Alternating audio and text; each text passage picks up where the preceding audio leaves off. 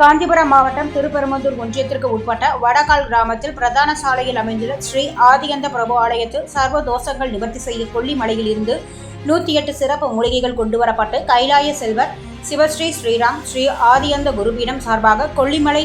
மலை ருத்ர ஸ்ரீ அகோரிமணி ஸ்ரீ ராஜ ருத்ரகாளி பீடம் கொல்லிமலை தேசிய இந்து திருக்கோயில் கூட்டமைப்பு மற்றும் அருள்மிகு ஸ்ரீ ஆதியந்த பிரபு குருபீடம் இணைந்து நடத்தும் சர்வ தோஷங்கள் நீக்கும் தன ஆக்ரஷண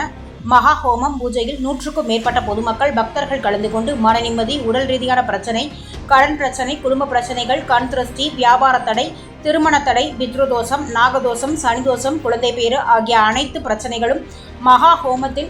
நிவர்த்தி செய்து ஸ்ரீ ஜெயமங்கல ஆதியந்த பிரபுவின் பெருங்கருணை பெற்று வாழ்வில் அனைத்திலும் வெற்றி பெற்று வாழ்வாங்கு வாழ சிறப்பு பூஜை நடைபெற்றது. இந்நிகழ்ச்சியில் சென்னை உயர்நீதிமன்றம் தேசிய தலைவர் நீதியரசர் முனைவர் ஜோதிமணி, தேசிய இந்து திருக்கோயில் கூட்டமைப்பு, வல்லம் ஊராட்சி மன்ற தலைவர் விமலாதேவி,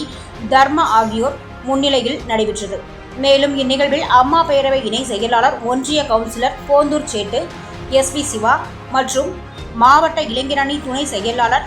சிம்மாத்தூர் வேதாட்சலம் ஆகியோர் கலந்து கொண்டனர்.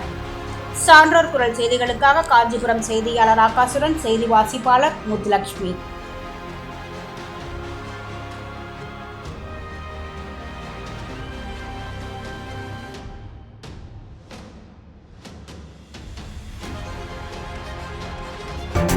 செய்திகளை உடனுக்குடன் தெரிந்து கொள்ள சான்றோர் குரல் பக்கத்தை ஃபாலோ செய்து கொள்ளுங்கள்.